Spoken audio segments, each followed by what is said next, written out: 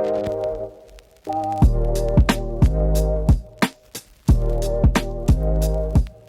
hello and welcome to the Practitioner Podcast, a podcast from us at Renaissance, a network of missional practitioners and microchurches around the greater Boston area. Every episode, we talk about themes around living on mission and living in microchurch community.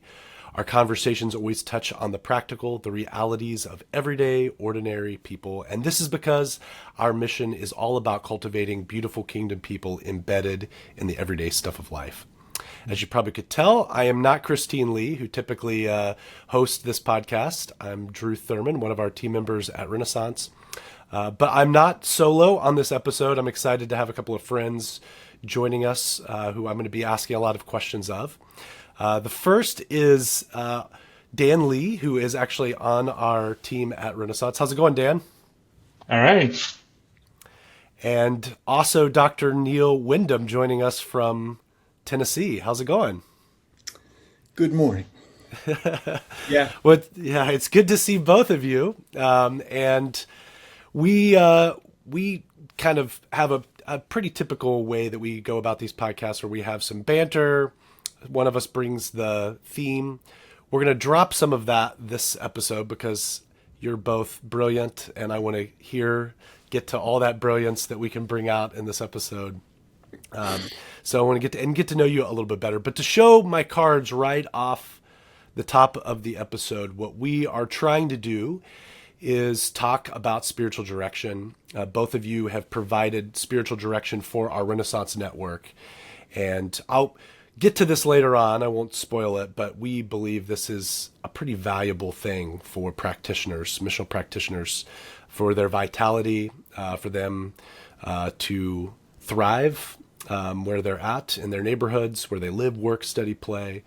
So we want them to get to know you, to feel more comfortable with what spiritual direction is. Hopefully take us up on this. This is something Renaissance sets aside budget dollars for every year so that we can just allow our folks to engage in this beautiful art form. So we're going to get there. But first, I would love folks to just get to know you a little bit better.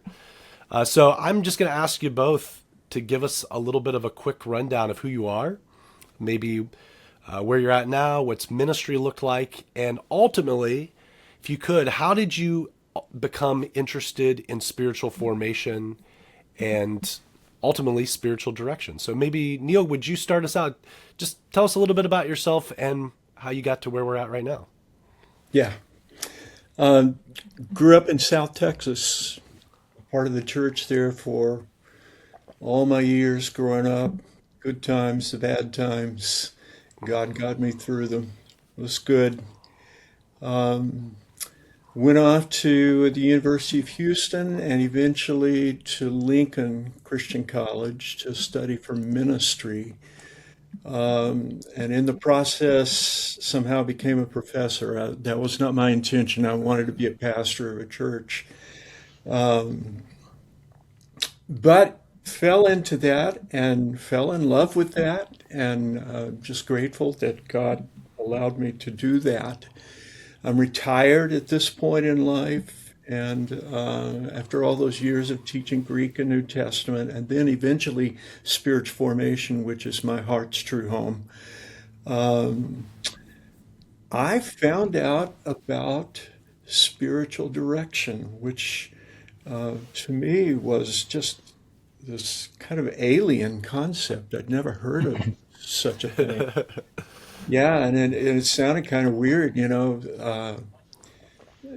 cultish almost. What is this language? Some kind of authoritarian figure who's going to impose something on me. And but I became intrigued and looked into some programs and eventually did training for certification in spiritual direction, and have since done that for, I don't know, 10, 15 years, I guess now, and been privileged to work again with your network. That's some great, great people in connection with the network. Yeah. You look, by the way, I should have said this off the top of the show. You look very wise with your beard. So you look like someone who is going to be doling out some very some wisdom in spiritual direction. So I love it. Is that because my beard is white and gray and yeah, No, no comment. So yeah. I'm getting there. I'm getting there. It's not, that's good. Well, what about you, Dan? Tell us a little bit about yourself and how you got here. yeah. I mean, I was born in Korea, but I grew up in New England most of my life, and I've been a church planting pastor with five different churches. But eventually, I think at some point, when I was at the church in Brockton, that's when things really shifted. So I was already kind of done with church planting at that point, and I was engaging more in disciple making movement and justice work and stuff like that. But when I was in Brockton, Massachusetts, that's when 2020, COVID and George Floyd passing, being killed, and all of that happened, and then I began to feel the pain of the community in Brockton, and our Black and Latino and immigrant community is just suffering since then. I feel like I think the community has been through a lot, and the clergy members of that city, we did what we could, and I got really into justice work and trying to bring um, change in policy, the use of force policy at the Brockton Police Department, and then getting into that kind of work. That's not the only thing, but that's the main thing that we worked on. But in justice work, I think I began to feel what it means to have privilege, and even as Asian, even as minority, we have a little bit of privilege that I didn't realize until I got there, because reality was that when things started to get tough and actually dangerous, and I was having this conversation with my wife, like, I think there's a target on my back, and I am actually fearful of my family, because somebody might come after me and then maybe come after my family. And so I had to have that conversation with my wife, saying, like, are you okay that in some way me being involved in justice work, I'm putting our family in danger? And she said, what else are you going to do? What are you going to do? So yes, so she was fine with it. But the reality was that I felt, that responsibility of, like, is that okay? I mean, obviously I believe in God and God of justice, God of mercy. But it was beginning to really take toll on me. And so obviously I had the option of just, like, I live in Boston, I'm not living in Brockton, so it's easy for me to escape, and I could just walk away from justice work. And that's kind of when I realized, wow, even as an Asian, I mean, we have our own, story and our own pain. But the fact that I can walk away from Brockton, that just what helped me realize I do have privilege, because I can walk away, and I could just close the chapter on this and be okay. And so I felt for the first time, my friends in Brockton cannot walk away from this. So once I felt that, I wanted to stay longer, I wanted to keep fighting. But that's when I felt like I was burning out, burdened by this, scared and fearful, but at the same time conjuring up my courage to keep going. But it was really taking a huge toll on me, and I think that's when I need more than just reading the scripture and doing ministry and pastoring and preaching and caring for others. I don't know who cares for me. I don't know where I can find a relief. And that's when I got exposed to contemplative spiritual practices, and one of them is, spiritual direction. And then once I experienced it, I was like, this is what we need. I mean, and then I began to think about all my friends who are fighting really hard and running, doing all they can, but then they're also exhausted and burning out. And I felt like, wow, our activists really need to experience the contemplative spiritual practices, because we need to be abiding in God to find rest, because otherwise we'll all burn out, and we cannot sustain ourselves in this in this fight. So that's kind of like how I got exposed to it out of need. I needed it. And then once I tasted it, and then I was like, okay, I need to become a spiritual director as well. So I got into that journey and became a certified spiritual director. Yeah. Well, thank you for both sharing your story. And Dan, thank you for sharing that. And I know we'll need to make some space at the end for you just to maybe talk for a couple of minutes about the fact that you help others become spiritual directors if they're interested. So we can talk about that Yes. in a bit.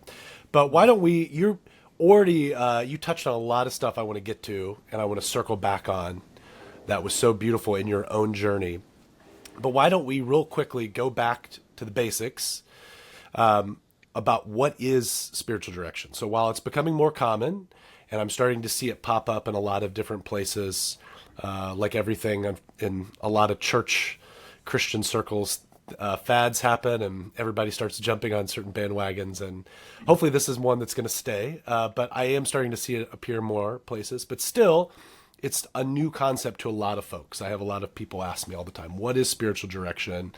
Why is this becoming such an emphasis? So why don't the both of you just describe when someone asks you that, how do you describe what you do?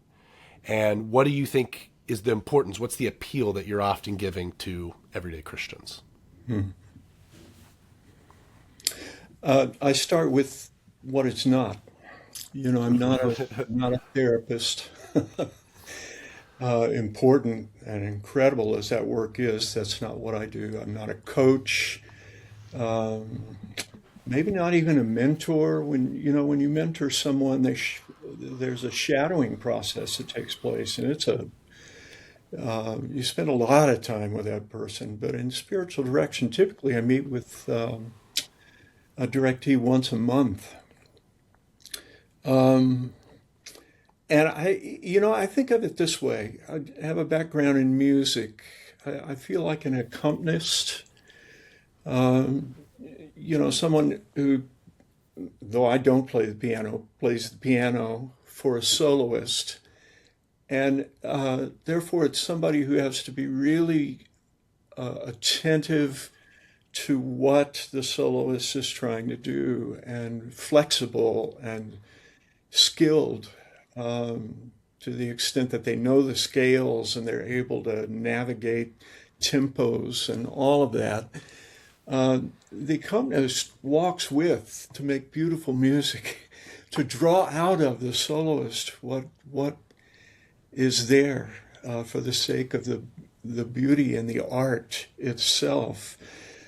David Benner, whose book Sacred Companions has really helped me, and he self-describes as an amateur in spiritual direction, but here he's published a number of books in this area, and they're all really, really helpful. He says it's a prayer practice whereby a director and a directee, ultimately the director, by the way, is the Holy Spirit, not Neal, not Dan, a director and a directee listen to themselves, listen to each other, ultimately listen to God with a view to how can we partner together to increase the depth of intimacy of this directee's relationship with God. And it really is about finding out who the directee is and how they're wired, how they best connect with their maker. They're caregivers and they're people who are kind of intellectual, they're ascetics, they're all kinds of people. They're perfectionists, the type analysis that can be so helpful. There are spiritual temperaments too. And so much of what I'm trying to do is to help this person understand what their spiritual temperament is. Just one very brief example, and then I'm eager to hear from you, Dan. I have a dear friend who is a directee, who many years ago was pacing in my office at the college, back and forth, complaining about his prayer life, about things that just weren't going well in terms of how he connected with God. And I listened to him for a long time. And eventually I said, "Can you tell me, when do you feel closest to God?" And he said, "Oh, that's easy, when I'm reading Thomas Aquinas." And I said, "Okay, well, what's wrong with that?" He's an intellectual, and his experience of God is flows from these deep interactions with people who've grabbed his Godward attention and are pulling him toward his Maker through the means that God has placed in him as a primary way of connection. It's interesting. Today he's a nurse. He was a professor. He's become a nurse, and he connects with God in dressing wounds of people who are recovering from some pretty gruesome stuff. So, yeah, that's it. Fundamentally, it's prayer practice. What are you praying about? What do you say to God? Prayer is I think it's our most intimate speech, because we're talking to our Maker. It's why people sometimes don't want to pray publicly, because it's so intimate. But a spiritual director is someone who has allowed the privilege and of entering into that conversation with God to hear what it is that's closest to their hearts. Yeah, the way it's funny. I start this almost the same way. I talk about what spiritual direction is not, because I think people, when they come, because unfortunately, because of the title, spiritual direction or spiritual director, me being spiritual director, they think that when they come, I'm supposed to be there to give them spiritual advice. Like I'm directing their life to go a certain way. So we have to, kind of debunk that first. So like that's why I kind of begin the same way. I'm not a therapist. I'm not here to coach you. I'm not here to advise you. But we're gonna listen together to what God is saying.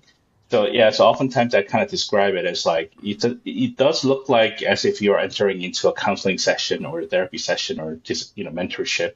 But what it is that I'm here, I'm trained to listen to your life, your conversation, as Neal said, your conversation with God, and then try to notice like what God is doing in your life, and sometimes help you notice, bring up your awareness to kind of sense where God has been or what God has been doing. And then because sometimes, depending on where people are coming from, some are coming in with a very solid relationship with God, and some are really far away from God. So in that vast, different kinds of relationship, we're entering into these places in their lives, and we have to kind of discern and through our listening, really listen to what their relationship is like. So someone who is or have a very solid, relationship with God, they might be wanting for more to process as they, talk about their journey, reading the scripture, encountering God, and all that. There are things that they still can notice and see what God is actually doing in their lives. So it can be very helpful for those folks as well. But people who are especially feel like far away from God and they feel like they don't know where God is. Is God even alive? Does he even care? So in those kind of places, prayer practices, I don't use that term as much because I just kind of, the people that I tend to walk with, people are walking away from the faith or struggling with faith. So I just kind of talk about, hey, you have a conversation with God too. You just haven't noticed it. So let me help you by listening to your story that you can recognize that you are having a conversation with God where God is speaking to you and that but you're hearing it but you're not really hearing it. So let's hear it together. So I try to make a point that this is conversation between three of us, God, you, and me. And my job is to make sure that you notice what kind of conversation is happening between you and God. Either strengthen that communication or deepen that conversation or desire. And also for you to recognize that God has been speaking to you. And, so maybe it could be practice of examine, that they begin to recognize, even though they thought that God wasn't there in, a month ago or 2 months ago or a week ago, in that examine prayer, they begin to, when they reflect back and slowly play through their days and weeks, and then they begin to realize, when I ask things like, yeah, where was God in that? And then, with the type of environment that we create, the space that we create that is safe, they can really enter into that place of awareness, and they begin to see, oh, God was there. God was saying this. So that's kind of like all we are doing. We're helping them notice that God is there. God hasn't left us. God hasn't left them, and for them to reconnect with God, deepen their relationship with God. So it's a holy listening session.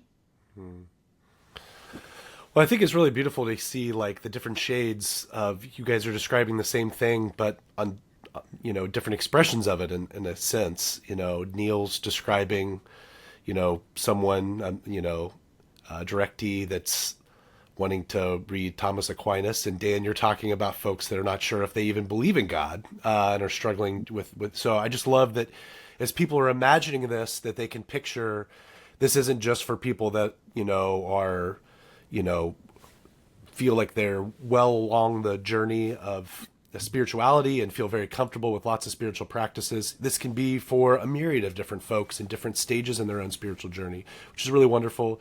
And Dan, you kind of helped, I think, maybe help people even picture the idea that, the way that it looks, it might even present itself a little bit like a counseling session, but it looks a little bit different. I didn't throw this as a question beforehand, but I would love for you to describe, just so as people imagine this, if they're new to this, there is an option to do group spiritual direction. So I would love for you to describe this, like if someone's maybe, I'm not sure I want to do this solo, there is other ways for this to manifest. So maybe could you guys break down, what does group spiritual direction look like, and how is that different from maybe a solo one-on-one relationship? So maybe I can begin first. So I practice group spiritual direction.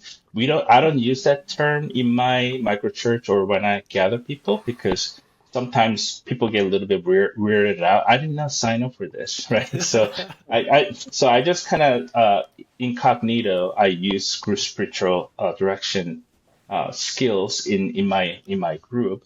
All it is that I'm giving people. So I describe it when I'm teaching this or when I'm explaining it. There are three movements that I help people enter into. First movement is basically people sharing. So I would throw a quick question about, hey, how was your week? Not just like, that's a kind of difficult answer, common answer that people don't enjoy answering. So I would kind of go a little deeper and say, hey, how did God show up in your life in this past week? And then I would kind of have them go through, because it's a group session. I try to say, hey, can you make it concise and share it? Take a moment to think about it and share it in like 2-3 minutes. And then we're going to take about a minute to, after like here, if Drew shares it, we'll listen for 3 minutes. And then when he's done, we're going to take a silence for a minute to kind of quietly pray for him. And then so when Drew is done, I will say, hey, Drew, can you pick someone else? And then, Drew, you pick Neal, you go. And then Neal goes for 3 minutes, and then 1 minute of silence of prayer. So that's one first movement. So we're kind of paying attention to what people are sharing. Second movement is that, as we're praying, I kind of tell them, while you're in silence, as you're praying, also pay attention to what's rising up for you. And then so in the second movement, and I would say to the entire group, and I'll say, what rose up for you when you were listening to the group sharing? And so it's a free time for people to respond. And so response can be about what rose up for them, so they can talk about themselves. Or if they want to talk about, when Drew, you were sharing your story, and then I would give them a instruction, hey, this is not our time to fix each other. So that's because I have to kind of make sure that this doesn't become a counseling session either, and the advice giving session. So I would say, hey, when you respond, just focus on what rose up, and just share something that's encouraging, not something to fix. So like people will say, oh, Drew, when you were sharing that, this this burden just kind of rose up for me, and I just wanted to mention that I care about you. So something like that, that's very encouraging. So people will begin to catch that theme and the culture, and then once that's done, so the first and second movement, we're supposed to kind of relatively move a little bit quicker, and then where I want to land is the third stage of like giving a person or two a place of attention. Like, so now we're giving them this one person a gift of attention. So I would say like, hey, now as we're moving into this, we want to give you this time for if anybody wants to share, go deeper about what you're struggling with or the questions you might have, or if you just want to just take longer time, like 30 minutes to just vent or talk about your struggle. We're here for you. Is there anyone the Spirit of God is kind of leading us to highlight? And so like they're paying attention to, we're all as a group paying attention to whom God is highlighting, and then that person will share. And then once that person share, I'm instructing everyone to become a better holy listener. So like I don't use the word a spiritual director, but I'm encouraging them to kind of do the similar things that spiritual director would do. Listen carefully and ask good questions. Again, we're not fixing each other. So when this one person is sharing, we're going to share our love by giving whole of our attention to this person. We're making sure this person is seen and this person is heard. And we're going to do that with good processing questions. And then that takes some time, but as we keep doing it, they begin to, they get the idea. And then when they see this one person being so loved by all of our attentions and questions, they begin to like really appreciate, oh, this is so safe and no one is fixing me. So there's a different kind of listening that they have not experienced. So once they experience it, they love it and they want more of it. So first time is always scary because somebody has to volunteer. But then once they realize how safe it is and how rewarding it is, then the second, third, fourth time, it becomes a little bit easier for others to really become vulnerable. Yeah. Wow. Thanks for that, Dan. My experience with group spiritual direction really goes back to working with college students. You know, I got into this because there was such a deep hunger and thirst in my own soul for God that was not being met in ways that I had been reared in, theologically, exegetically, how you study scripture. And so I began to read all these spirituality writers, one of whom is named Alice Freiling, and she's written a book entitled Seeking God Together. As you know, Yes, very good book. It's a wonderful manual for group spiritual direction. And what happened, with our groups was this: we had small groups at the college. Typically, I'd end up with 5 or 6 guys, and I taught them some of the basics of spiritual direction. It's interesting, the 3 movements you talked about, I think of 3 as well, along the lines of just stating the facts of what's going on in your life, in your walk with God, whatever you want to bring to the table. How do you feel about it? What are the emotions that this summons for you? And then faith, facts, feelings, and faith. If we don't get faith, we haven't done spiritual direction. And if we just get hung up on feelings, I might make a referral, to someone other than a spiritual director. But we would, ahead of time, work out a schedule so that each person in the group knew who would be presenting on a given Wednesday. These are college students, most of them juniors and seniors. They were looking for discernment, and spiritual direction is a wonderful venue for discerning the will of God. Should I take this internship? Should I ask her to marry me? What major should I be in? I don't seem to be in the place where I belong. And so we we would spend time just focusing every week on one individual in the group. And we would do it by checking in. This is what I bring to this, about a 1 minute check-in. Baggage, things that might be distracting, that would limit or thwart this holy conversation in some way. And after we all check in, we enter into a season of silence. We're just posturing to listen for the lead of the Holy Spirit in this dance, and trying to cooperate with God. That's a big word, big verb in this process. And then the person who's up that day would present. They would talk for, I don't know, 10 minutes, depending upon the person, 15. And everyone knew it was their day. I mean, this kind of diffuses that bomb when you've got somebody who is so dominant they want to take the whole session for themselves. No, we're focused on this person today, and we're listening to this person today. And then we ask those questions. What are you learning? What promptings are you getting from Scripture? What do you see God doing in these circumstances? What is the community of those who know and love you best speaking into maybe this decision you're trying to make? What is your inner voice telling you? I mean, you walk with God in this group.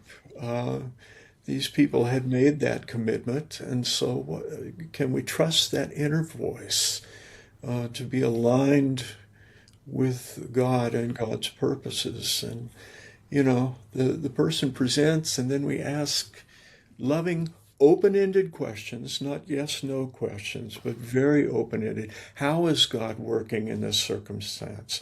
How are your prayers aligning with His will?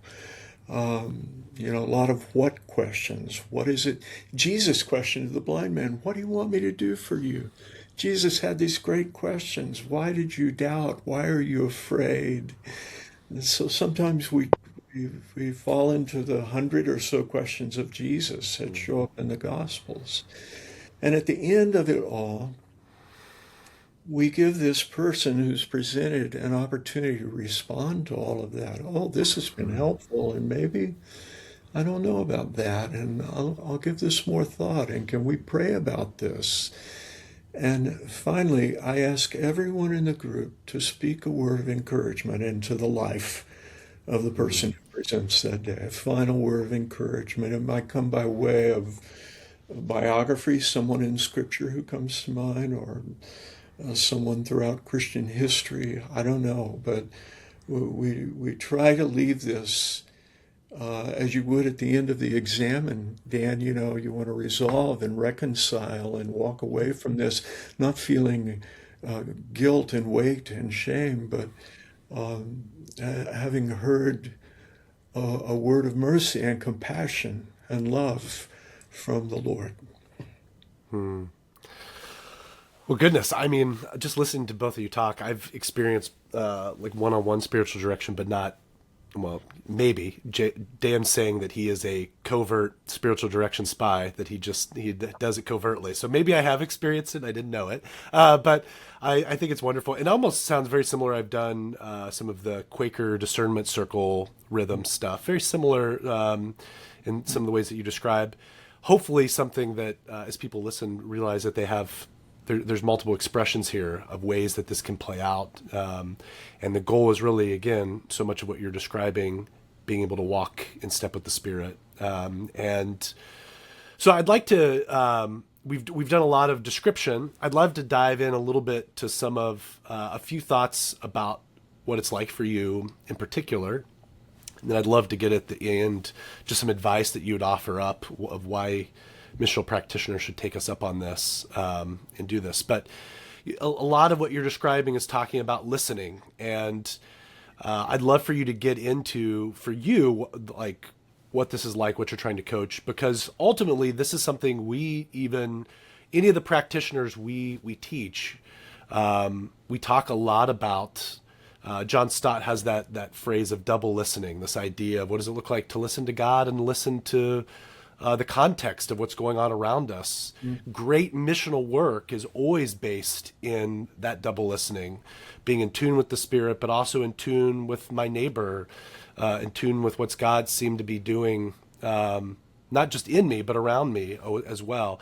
And so I think there'll probably be, while you're going to be talking about a skill that you've worked on, you've been trained for, you've been certified in, I do think some of what you're going to describe, and maybe some of what you're even trying to help others get to, is a skill that we want practitioners to have in their tool belt, something that becomes more natural to them. So I'd love for you just to describe, for you, what is it like to listen to God and to someone else at the same time?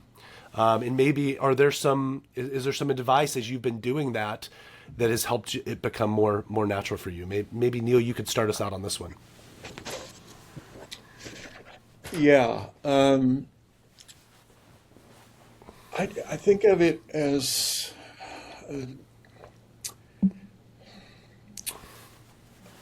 posturing to receive someone and their story in my life. And story is so huge in the middle of what's going on in spiritual direction. It is in the stories that we learn what matters to people. I pay attention to the points of maybe intersection with my own story. We're ultimately listening for God's story. God's story is woven into the fabric of my own and of the directee as well, to the extent that maybe we can begin to connect some dots or put some pieces of the puzzle together as we think about the things we have in common in our mutual longing for a deep, meaningful experience of God. I mean, that's what spirituality is. It's experiencing God, but it's more difficult for us, I think, than maybe for Peter and James and John, the inner circle. They were with Jesus. I always told my students, you've got to stay close to Jesus. Here is God among us. So camp out in the Gospels.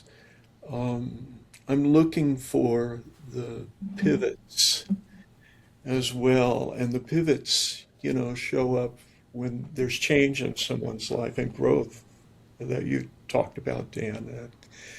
And we register that through laughter and tears. I always listen for tears and ask, what do the tears mean? Are they tears of relief, tears of joy, tears of shame, guilt? What are these tears? The great mystical writers in the Christian traditions have written about this for years. I'm listening to the sighs. There are a lot of sighs. There are a lot of pauses. And, it might seem really awkward, but in spiritual direction, sometimes we go for several minutes, just kind of waiting, which I think is a holy discipline in itself. It's Psalm 27, Psalm 130, that night watchman is studying shadows, waiting for the sun to rise, just waiting for God to show up in the midst of the darkness that we experience in life. And so in that process, I love that you use this phrase, the art of listening. There may be some science to it, but man, my prayer was before this podcast today, Lord, let me be whom you've made me to be, just to be honest, to give myself permission to be that person. And that's what I long for in a spiritual direction session, for a directee to give himself, herself, permission to be who they are, so that we can bring, in a context of honesty and confidentiality and mutuality and love, the great questions to the surface. What is God like for you in this moment? What are you praying about?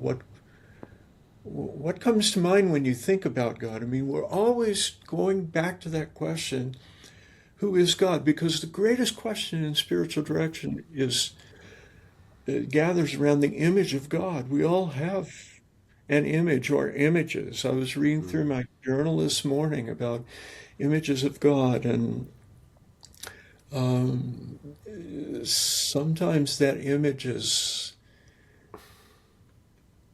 I don't know, it becomes distorted. We need to listen to God. We need to listen to the words of Scripture. A chief resource for this experience of God. And I think half the battle, Dan, I don't know what you think, is just trying to help a directee come to understand how they see God, how they perceive God. And, it is our perceptions of God that direct the way we're going to walk spiritually. So I don't know if that answers your question. It was such an intriguing question. I thought No, about I it think yeah. before we came to this today. But yeah, it is an art, and it requires total attention. I mean, the best attention that I can bring to this. Maybe I'll talk from what I've learned, and then what I want people to kind of pick up as they sit through, when they come to my session or group session. What I want them to really learn is this forgotten art of listening. And once they understand, I mean, obviously, I thought about this, practiced it a long time, so I can't describe what the benefits of this listening art. And once you understand the power of this and how God moves through our listening spirit, it's just phenomenal. It's amazing. So, like, one way that I experience the power of God, the presence of God, is, as former, like, I counseled a lot in the past. So when people, counselors listen, we also listen, but at some point, we kind of give advice or we give steps, and that's always tempting, especially if you're a pastor, mentor, discipler, teacher, whatever. We are taught to be the answer guy. Like, we listen so that we can give an answer, and it's very tempting. It feels good. It makes us feel good, and it made me feel good. So in spiritual direction, but that's not what we do. We're not giving advice. So there are moments that, like, I feel like I know where this guy is at, where he's stuck, and I feel like what would help him. But the point is, for my job is to make sure he is listening to what God is saying, so that God, they get the answer from God directly. But so in that moment, what I need to do is let this person sit in angst, so I can sense, like, I don't know what God is doing in my life. I don't know where He is. And I could say many things, but sometimes I have to kind of shut my mouth and say, just stay silent. Let him sit in this angst. And that's the art of listening too. Like, we're still listening. He's not saying anything at that moment, but I'm creating a space where now he is listening, because silence allows that. At first, it may be very uncomfortable, but they become aware of their voice, God's voice, other voices, and it's a lot to sift through. But that's where things begin to become clear. And then that's when I saw in my session a lot of the power of God coming into play. And in that moment, God's presence really shows up, and they become aware of God's presence. He's always there, but they become more aware of what God is doing in that moment. And then they start to, like, after, like, I don't know, sometimes 30 seconds, sometimes 2 minutes of silence, I just sit there and waiting. But then they're not uncomfortable with it. It sounds uncomfortable. Wow, that sounds not so fun. I don't know if I want to go to that session.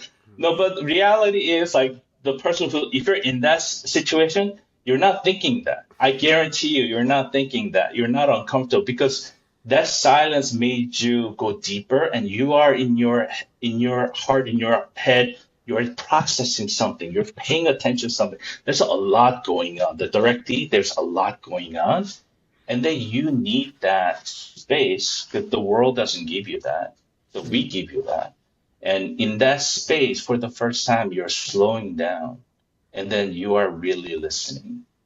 And then they understand, oh, I think, and then they begin to figure things out. They begin to hear God, and oh, I think God was actually there. He was saying this. And so when they experience this, or when other people kind of realize what I'm doing, if they can go beyond themselves and kind of pick up the art of listening that I'm presenting, once they understand that, you kind of realize, wow, God did that. And then I always sometimes if it's my student or people that I train, and then if they've gone through that kind of practice with me, I will say in the end, so did I fix anything for you at the end? In the end, it's like, no. Did I say anything? It's like, no, you didn't say anything. Then how did you get to that solution? I don't know. I think God did. It's mysterious, right? That's the beauty of it.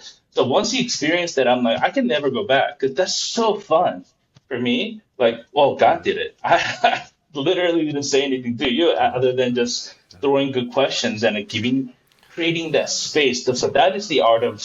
It's way more than just listening the word. It's how you create that environment where the true deep listening can happen. That's what spiritual directors can do really well, creating that space for that. And once you experience that, you know how to bless others because now you're carrying the presence of God. So I talk about presence of God experienced through silence and listening. And then, when we're busy, when we're not listening, yeah, we also don't experience the presence of God. But it is the presence of God that brings transformation. So we all leaders, microchurch leaders or any other leaders, if you don't know how to listen, like in this way, you are not actually bringing allowing presence of God to do His thing. And then you feel the pressure to be the answer guy. That's a lot of pressure for one person to solve everything. And no wonder people are burning out. Because I think Neal and I can both say, oh yeah, spiritual direction is easy. It's not taxing at all. Being a pastor was taxing. Being a teacher is taxing. This is not taxing at all for me. At least I'll say for myself, it's not taxing at all. It's pretty easy. But it's easy because God is doing the work, and I'm just creating the space for God to do it. That's beautiful. And if our leaders learn that, I think so many people will be blessed. And so I want leaders to experience this.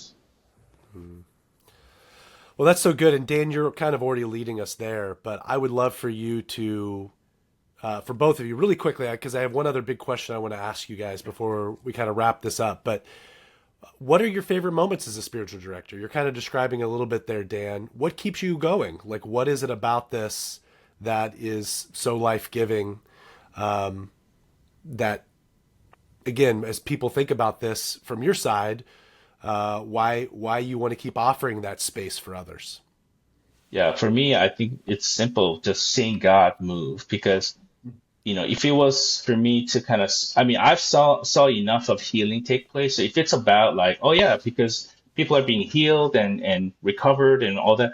I was seeing that in my healing ministry, in my counseling ministry. If that was satisfying for me, I would have stayed in it. But what really keeps me going is in this ministry, I get to see God do it way more clearly than ever before. Because reality is that I'm not saying anything, really. I'm not providing answers. So it makes it really clear, because when they're crying in front of me and they're resolving, and when they're coming into that place of settled, grounded, and when I see transformation, I did none of that. And so I'm actually seeing, for me, I'm seeing the God's work taking place, and that is like addictive. Like, it's so joyful to see God move. And then people always wonder, Where's God? I don't have that issue because I see God move in spiritual direction session.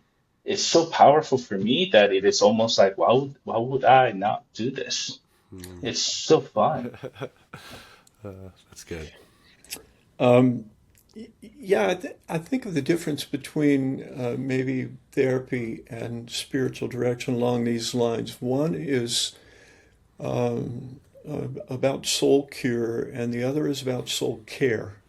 Mhm. It's about tending to someone's soul, and inevitably, when you tend to someone's soul, which is really the word suke, soul, is life. I mean, it's the person, it's everything, it's all of it wrapped up into one big bundle with special attention to God and to our connection to God. Just to hear the stories, you want to ask what keeps you in it, what do you love about it. I feel so privileged to be sitting in front of people who are telling their God stories. I mean, a story not too long ago, just tracing the steps of a person's life, and the brokenness and the wonder of conversion, and the brokenness and the wonder of continuing conversion, and how this sets this person up for a future that's wonderful. Or a person who told a story about someone in his experience who was converted. I work with a lot of pastors and parachurch people, and who found in this ministry of his the right environment, just the right environment to connect with God, and how that brought validation to the approach to ministry, who's saying God is obviously in the midst of this, and I just hadn't seen it in this light, and that those things just can be compounded. So I don't know, to be a privileged witness to the stories, we need to be telling our stories. And my hope is that while in spiritual direction, I don't tell people who my directees are. I might recount some events, here and there by way of case study and peer supervision, but that the people will be freed to tell their stories, because this is how I think the gospel spreads, how the good news spreads. Now, it's not always a story of a great win of some sort. There are many stories of loss and grief and burden and mourning. But then we can go to the Beatitudes and talk about the poor in spirit and how blessed those who are mourning are, in fact, and those who continue in spite of that to hunger and thirst, for God and for righteousness. So there's a lot that keeps me in it.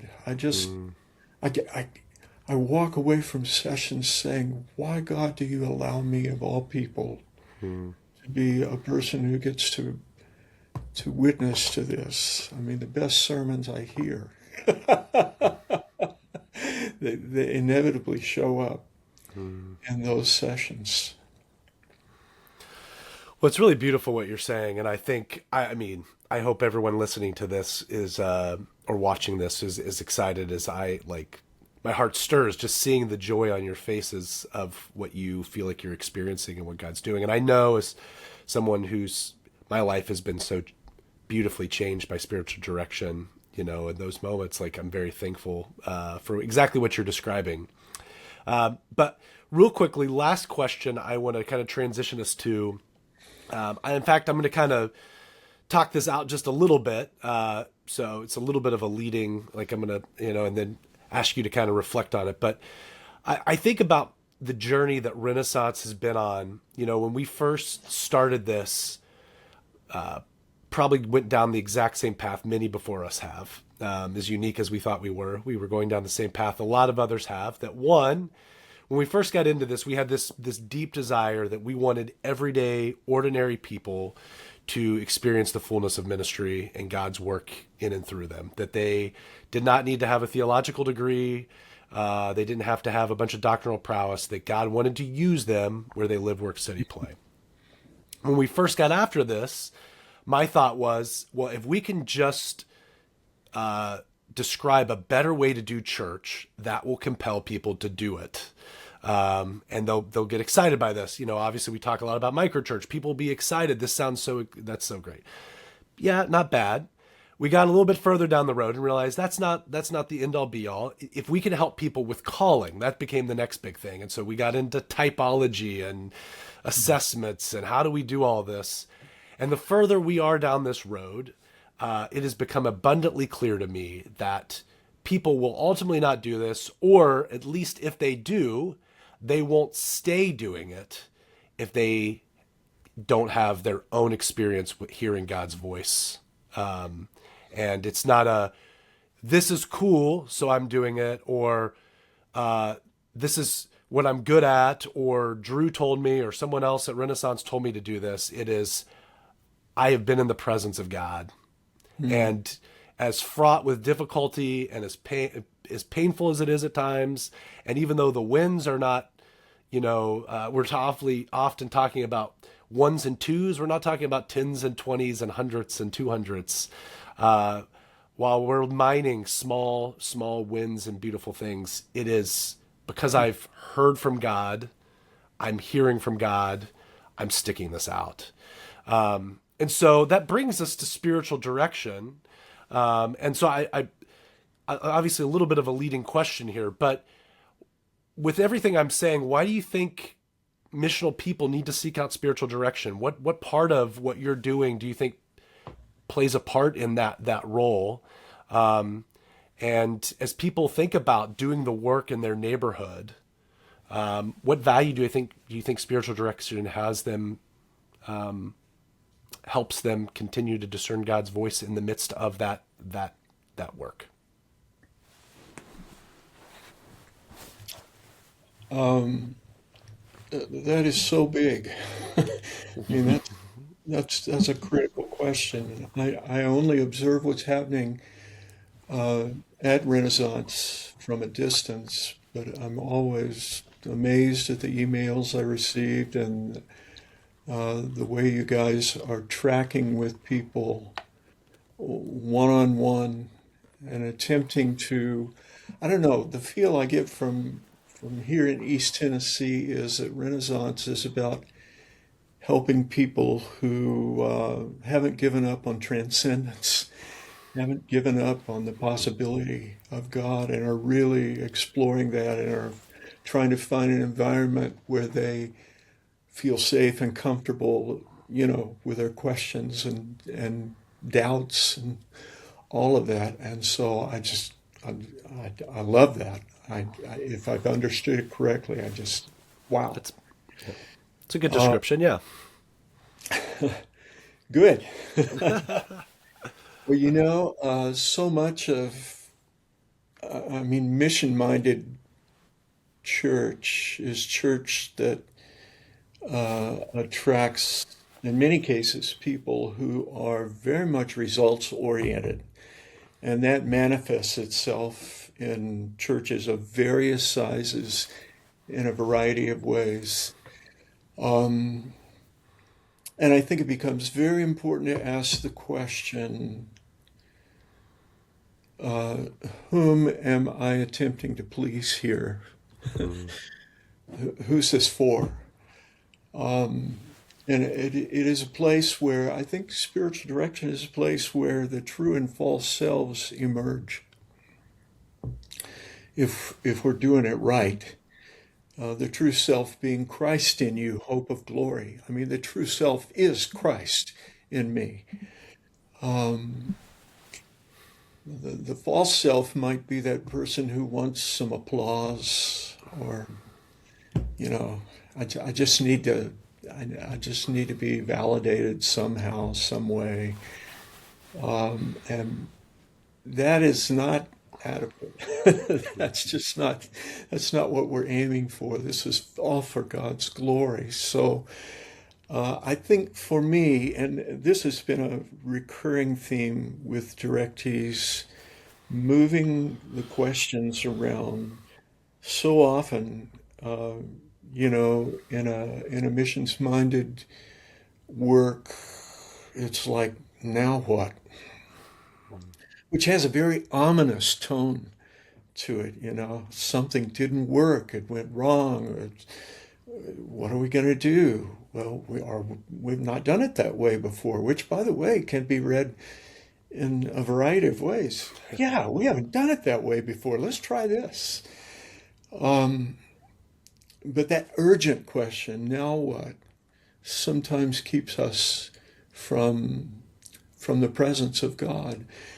Just as the question, what's next, can help us to turn inward and rely upon ourselves. What can I do? What are we going to do next? Lots of churches have next steps pastors. I mean, it's not an irrelevant question. It's a good question. But when it becomes one that says, okay, I'm really in charge of this, I just have to figure this out, then it's very detrimental. So the question for me becomes not now what or what's next so much as what now. This is the question of presence. This is the question of spiritual direction. It's what all of spiritual direction is about. What are you doing now, God? Where are the winds of spirit blowing in this moment? How can I step into that path today without worrying about, what I perceive to be the failures of the past or the anxieties and the fears of the future? What now? What do you want from us now, God? So I think that's one way I would approach that question. I think the microchurch folks are very missional people. And if I could use the analogy of the prodigal son, but actually I love to kind of call it a prodigal sons, because I think both of them are prodigal, of eldest and the younger one, But I think in this context of describing our microchurch leaders or people who are in this kind of ministry, they're in some way they're like the eldest son who's doing the work, farming, helping out the dad and staying at home and being faithful. And so oftentimes people that we serve we kind of tend to think of it as like the sons that took the inheritance and left and partying, right? So let's bring them back to God, right? So that's our job.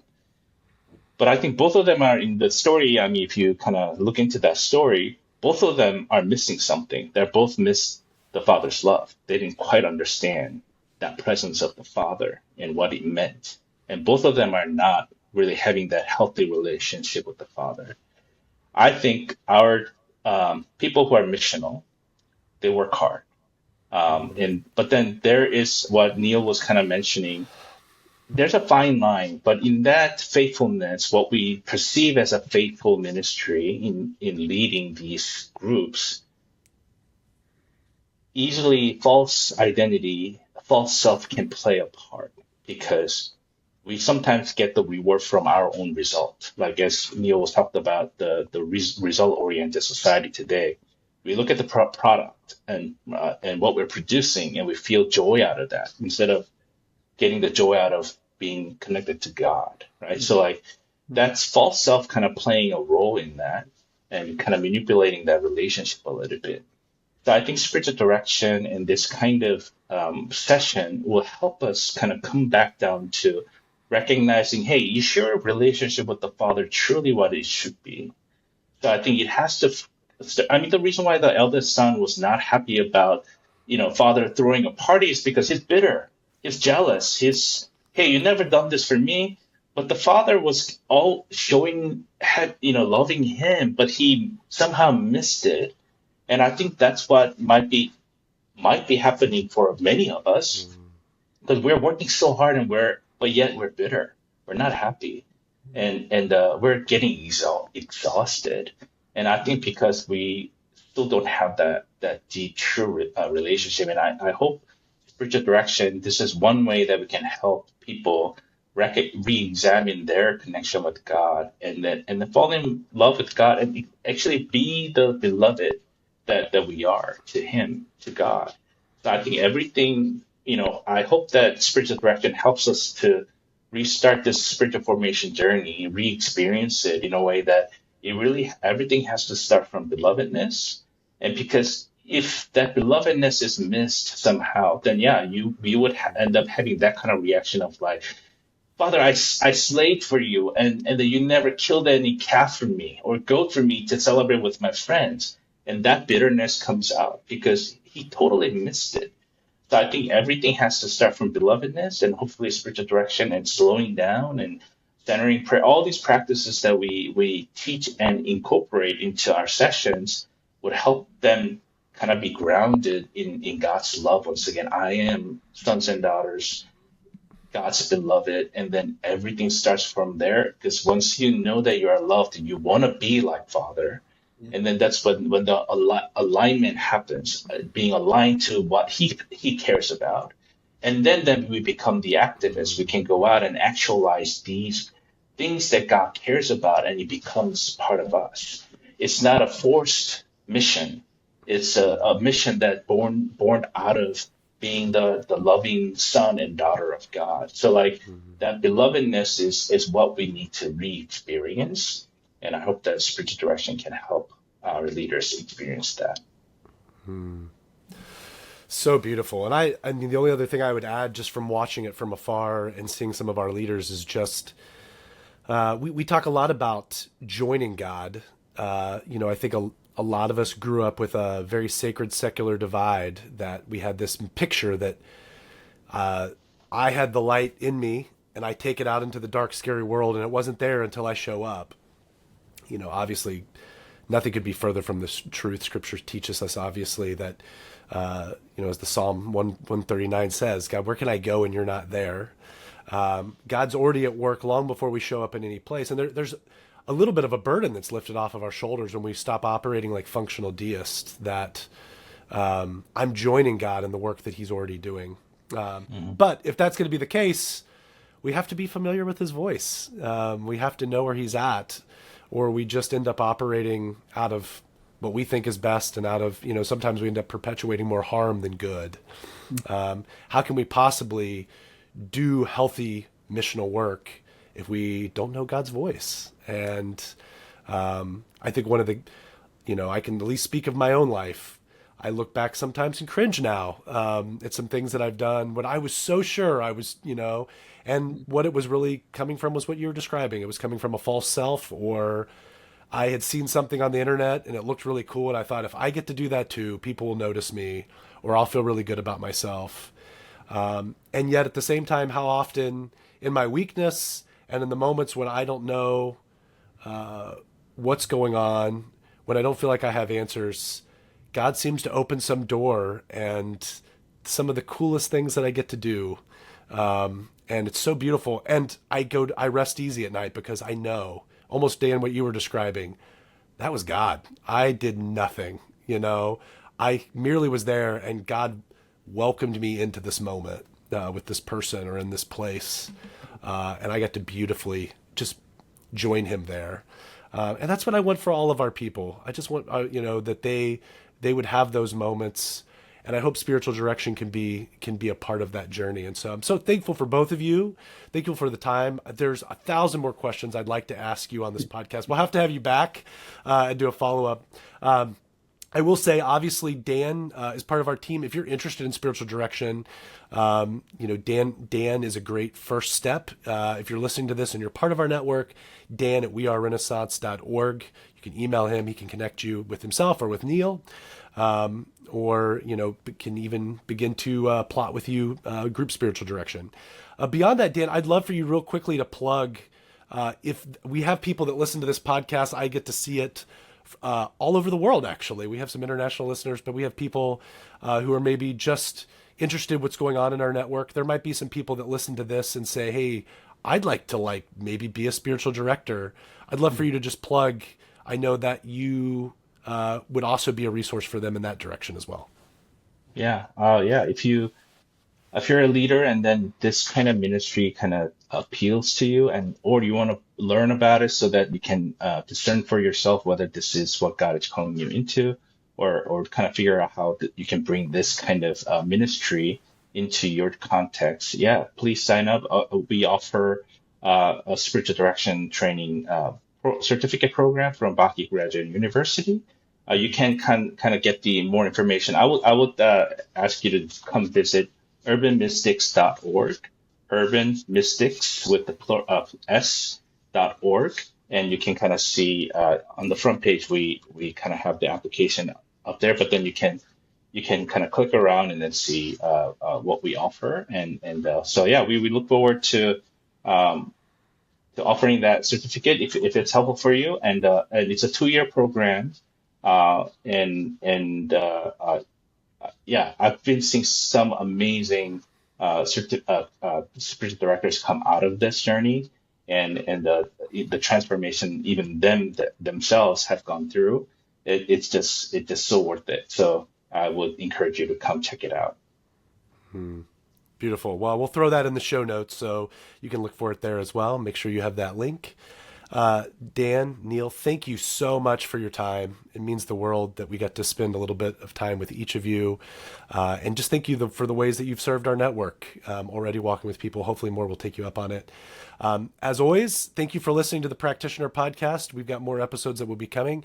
If you're interested in knowing just more about our network or about how you can get involved, head to wearerenaissance.org. And until next time, bye.